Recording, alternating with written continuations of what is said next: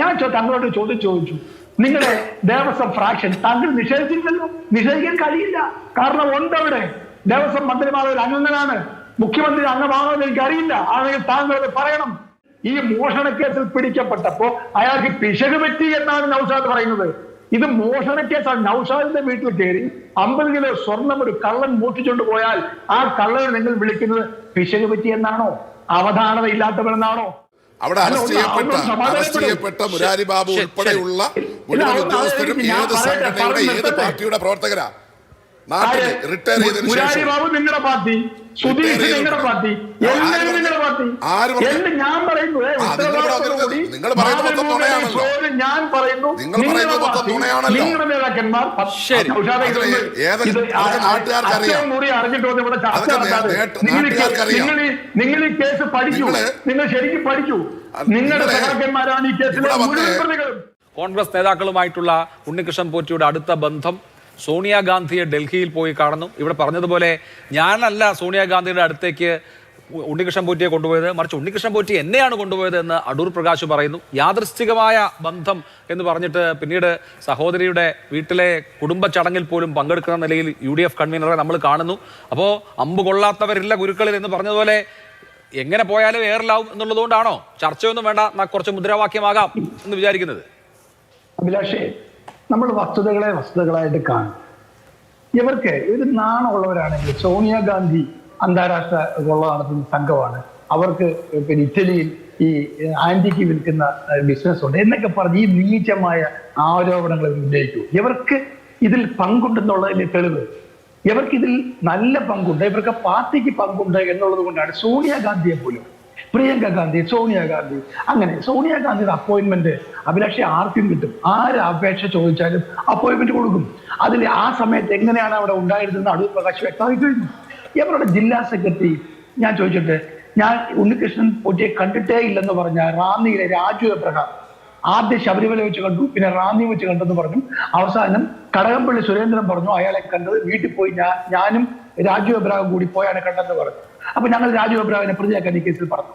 ഇവരുടെ മുഖ്യമന്ത്രി ഭീമാ ജുവലറിയുടെ ഒരു മുതലാളിയും വരാതെ, ഒരു ഉന്നതനായ ഒരു ഓഫീസറും വരാതെ ഈ ഉണ്ണികൃഷ്ണൻ പോറ്റി മാത്രം കൊണ്ട് ഭീമാ ജുവലറി എന്ന് പറഞ്ഞപ്പോ ഈ കടുകട്ടിക്കാരനായ മുഖ്യമന്ത്രി തന്റെ സെക്രട്ടേറിയറ്റിലെ സിംഹാസനത്തിൽ നിന്ന് ഇറങ്ങി വന്ന് താഴെ വന്ന് ഇത് കാറിന്റെ ആംബുലൻസിന്റെ നാടമുറിക്കാൻ നിന്ന് ഈ മുഖ്യമന്ത്രി അദ്ദേഹത്തെ പ്രതിയാക്കണം ഞങ്ങൾ പറഞ്ഞു.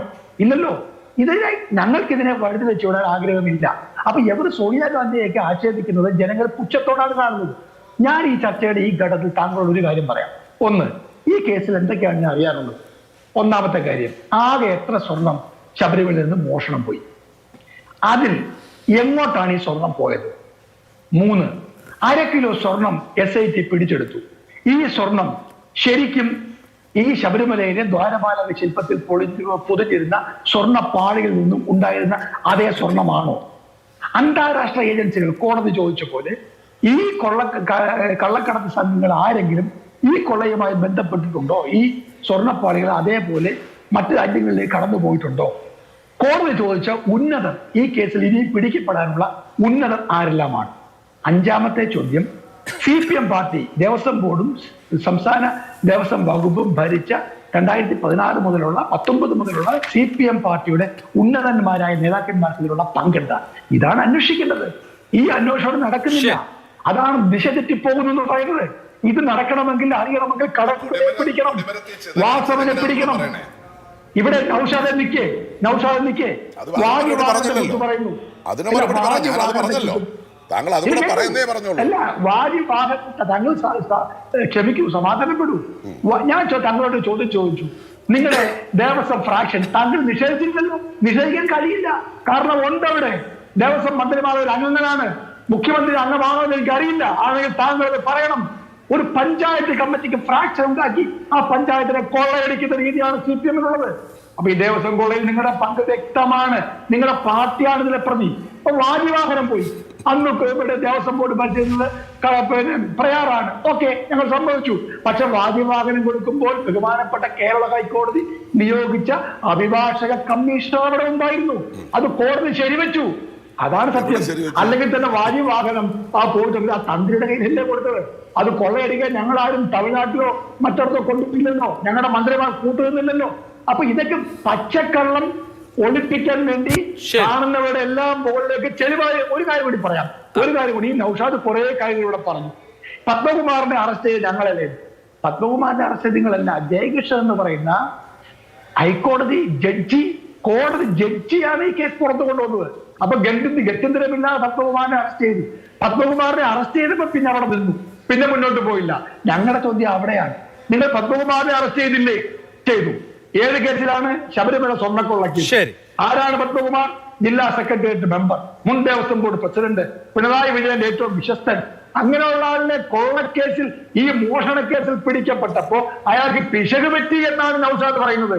ഇത് മോഷണ കേസാണ്. നൗഷാദിന്റെ വീട്ടിൽ കയറി 50 കിലോ സ്വർണം ഒരു കള്ളൻ മോഷ്ടിച്ചുകൊണ്ട് പോയാൽ ആ കള്ളനെ നിങ്ങൾ വിളിക്കുന്നത് പിശക് പറ്റി എന്നാണോ? അവധാനത ഇല്ലാത്തവരെന്നാണോ? അവരെ മോഷ്ടാവെന്നല്ലേ വിളിക്കുന്നത്? നിങ്ങൾ എന്തുകൊണ്ട് നിങ്ങളുടെ പാർട്ടിയിൽ വെച്ചുകൊണ്ടിരിക്കുന്നു എന്നാണ് ഞങ്ങൾ ചോദ്യം. അല്ല, അവിടെ അറസ്റ്റ് ചെയ്യപ്പെട്ട മുരാരി ബാബു ഉൾപ്പെടെയുള്ള മുഴുവൻ ഉദ്യോഗസ്ഥരും ഏത് സംഘടനയുടെ ഏത് പാർട്ടിയുടെ പ്രവർത്തകരാ? നാട്ടിൽ റിട്ടയർ ചെയ്തതിനു ശേഷം ബാബു നിങ്ങളുടെ പാർട്ടി, സുധീഷ് നിങ്ങളുടെ പാർട്ടി, എല്ലാവരും നിങ്ങളുടെ പാർട്ടി. ഞാൻ പറയുന്നത് നിങ്ങൾ പറയുന്നത് മൊത്തം നുണയാണല്ലോ. ഞാൻ പറയുന്നു നിങ്ങളുടെ നേതാക്കന്മാർ അറിഞ്ഞിട്ടൊന്നും ഇവിടെ ചർച്ച നടത്താതെ നിങ്ങൾ ഈ കേസ് പഠിക്കൂ. നിങ്ങൾ ശരിക്കും പഠിക്കൂ. നിങ്ങളുടെ സഹാക്കന്മാരാണ് ഈ കേസിലെ മുഴുവൻ പ്രതികളും. വസ്തുതാപരമായി പറയണം. ആ പാർട്ടിയോട് കേരളത്തിൽ ജനങ്ങൾക്ക് ചോദിക്കാനുണ്ട്.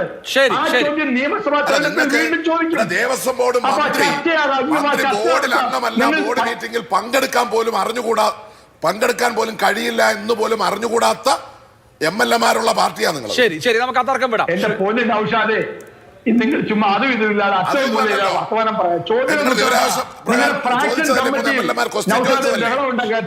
സഭയിൽ ചോദിച്ചതാണ്. ശരി, അടുത്ത ടേണിൽ ഞാൻ വരാം. ശ്രീ പഴകുളം, ഞാൻ പറഞ്ഞു നിർത്തട്ടെ. പെട്ടെന്ന് കൺക്ലൂഡ് ചെയ്യും. അല്ല, ഞാൻ എവർ പറയുന്ന ഒറ്റ കാര്യമാണ്, എന്തുകൊണ്ട് കടകംപള്ളിയെ ചോദ്യം ചെയ്ത് പിടിച്ചില്ല? കടകംപള്ളി തന്നെ തത്താപത്തെയാണ് പറയുന്നത്. ശരി, കടകംപള്ളിയെ ചോദ്യം ചെയ്തല്ലോ. ശരി, ആരാണ് ദൈവതുല്യൻ? ദൈവതുല്യൻ ഇപ്പൊ ജയിലിൽ കിടക്കല്ലേ? പിതൃസ്ഥാനീയൻ, തന്ത്രി. രണ്ടാമത്തെ കാര്യം, ഒറ്റ കാര്യം പറഞ്ഞു നിർത്താം. രണ്ടാമത്തെ കാര്യം, ഈ പത്മകുമാർ CPM ജില്ലാ കമ്മിറ്റി അംഗത്തെ പരസ്യമായി അടിച്ച് താഴെയിട്ട ആളാണ് പുറത്താക്കിയില്ല. കൊല്ലം സംസ്ഥാന സമ്മേളനത്തിൽ സമ്മേളനം അലങ്കോലപ്പെടുത്തി പുറത്തു വന്ന മാധ്യമങ്ങൾക്ക് പുറത്താക്കിയില്ല.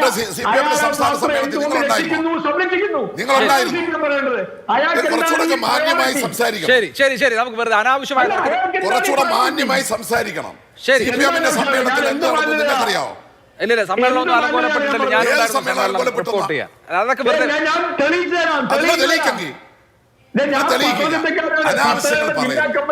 ഒരു വേദി കിട്ടി എന്ന് പറഞ്ഞിട്ട് നെഞ്ചത്തോട്ട് നിങ്ങൾക്ക് സോണിയാഗാന്ധിയും അടൂർ പ്രകാശും ആന്റോ ആന്റണിയും പ്രയാർ ഗോപാലകൃഷ്ണനും അജയ് തറയിൽ ഉൾപ്പെടെയുള്ളവർ അഴിയെണ്ണേണ്ടി വരും. ശരി, ഓക്കെ, നമുക്ക് വിടാം. പോരാതിരിക്കാൻ വേണ്ടിയിട്ടാണ് നിങ്ങളുടെ വെപ്രാളം.